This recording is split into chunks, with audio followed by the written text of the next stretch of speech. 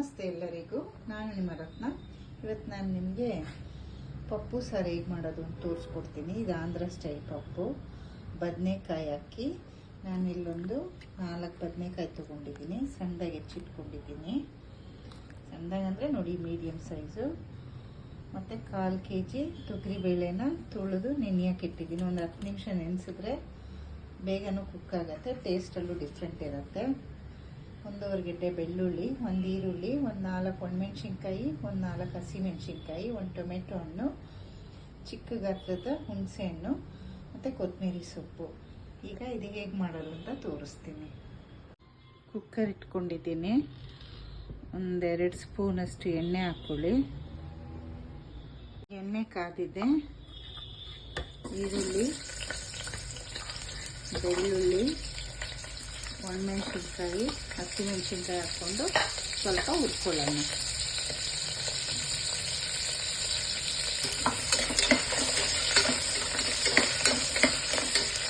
ಎರಡು ನಿಮಿಷ ಹುರ್ಕೊಂಡಾದ್ಮೇಲೆ ನೆನೆಸಿಟ್ಟಿದ್ದೀವಲ್ಲ ಬೇಳೆ ಹಾಕ್ಕೊಳ್ಳಿ.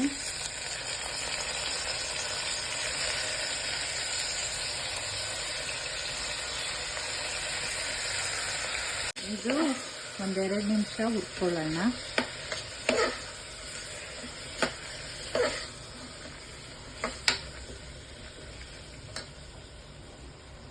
ಈಗ ಬದನೆಕಾಯಿ ಹಾಕ್ಕೊಳ್ಳೋಣ.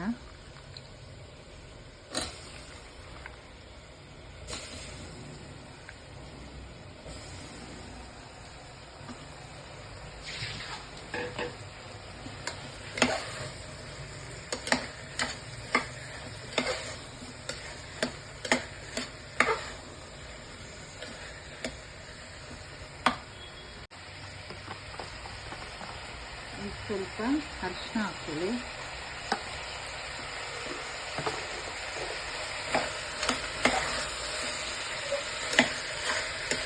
ಇದನ್ನು ಹೀಗೆ ಎಲ್ಲನೂ ಮಿಕ್ಸ್ ಮಾಡ್ಕೊಳ್ಳಿ.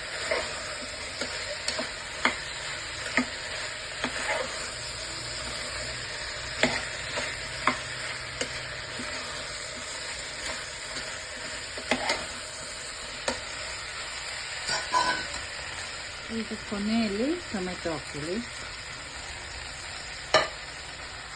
1-2 ಗ್ಲಾಸ್ ಅಷ್ಟು ನೀರು ಹಾಕ್ಕೊಳ್ಳೋಣ.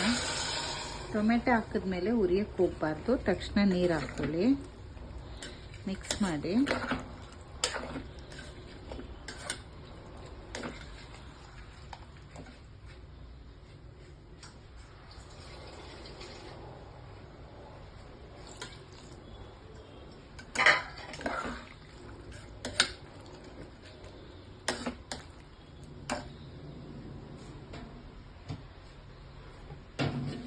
ಈಗ 1/4 ಚಮಚದಷ್ಟು ಸಾಂಬಾರ್ ಪೌಡ್ರು. ಇಲ್ಲಿ ನೋಡಿ, ಇಷ್ಟು.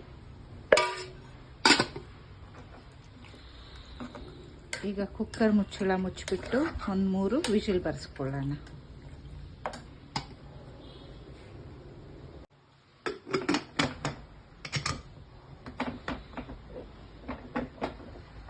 ಒಂದು 3 ವಿಜಿಲ್ ಬರಲಿ.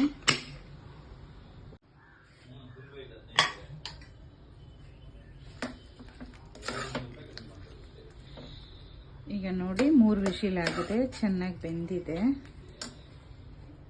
ಈಗ ಹುಣಸೆ ಹಣ್ಣು ಹಾಕ್ಕೊಳ್ಳಿ. ಮತ್ತು ಸ್ವಲ್ಪ ಉಪ್ಪು ಹಾಕ್ಕೊಳ್ಳೋಣ. ನಾನಿಲ್ಲಿ 1/4 ಸ್ಪೂನಷ್ಟು ಉಪ್ಪು ಹಾಕ್ಕೊಟ್ಟಿದ್ದೀನಿ. ಈಗ ಇದನ್ನು ಚೆನ್ನಾಗಿ ಮಸ್ತ್ಕೊಳ್ಳೋಣ. ನೋಡಿ, ಹಿಂಗೆ ಮಸ್ಯ ಕೋಲ್ ತಗೊಂಡು ಈಗೆಲ್ಲನೂ ನೀಟಾಗಿ ಮಸ್ತ್ಕೊಳ್ಳಿ. ಅಕಸ್ಮಾತ್ ನಿಮ್ಮ ಹತ್ರ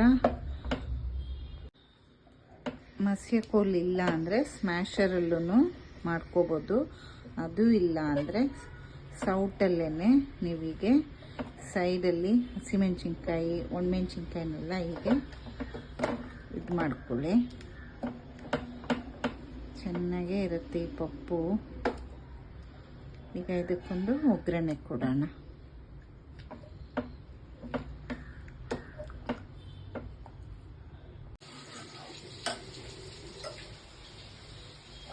ಈಗ ನೋಡಿ, ನೀಟಾಗಿ ಎಲ್ಲನೂ ನಾನು ಸ್ಮ್ಯಾಶ್ ಮಾಡ್ಕೊಂಡಿದ್ದೀನಿ. ಸ್ವಲ್ಪ ಹೀಗೆ ಇರಲಿ ಬದನೆಕಾಯಿ ಎಲ್ಲ. ಈಗ ಇದಕ್ಕೊಂದು ಒಗ್ಗರಣೆ ಕೊಟ್ಕೊಳ್ಳೋಣ. ಈಗ ಸ್ವಲ್ಪ ಎಣ್ಣೆ ಹಾಕ್ಕೊಳ್ಳಿ ಒಗ್ಗರಣೆಗೆ.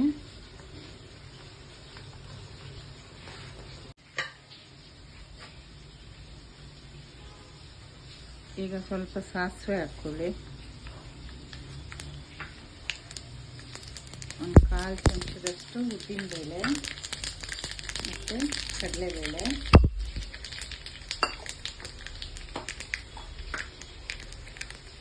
ಒಂದು ಸ್ವಲ್ಪ ಜೀರಿಗೆ ಹಾಕ್ಕೊಳ್ಳಿ.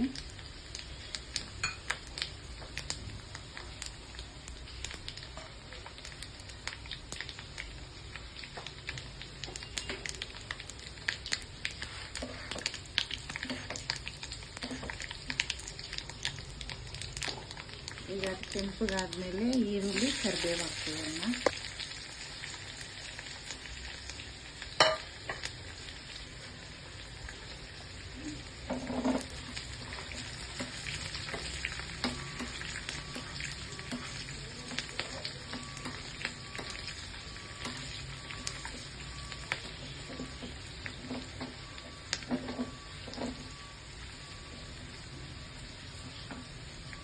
ಈಗ ಬೆಳ್ಳುಳ್ಳಿನ ಜಜ್ಕೊಂಡು ಹಾಕ್ಕೊಳ್ಳಿ. ಸಿಪ್ಪೆ ಬಿಡಿಸೋದೇನು ಬೇಡ.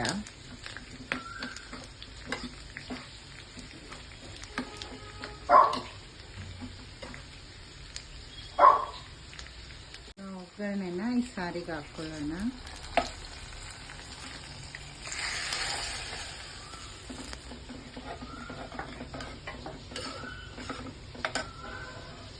ಸಣ್ಣದಾಗಿ ಹೆಚ್ಚಿರುವಂಥ ಕೊತ್ತಂಬರಿ ಸೊಪ್ಪು ಹಾಕ್ಕೊಳ್ಳಿ. ಈಗ ಎಂಡಲ್ಲಿ ಸ್ವಲ್ಪ ಜೀರಿಗೆ ಪೌಡ್ರ್ ಹಾಕ್ಕೋಬೇಕು. ಇಷ್ಟು ಜೀರಿಗೆ ಪೌಡ್ರ್ ಹಾಕ್ಕೊಳ್ಳಿ.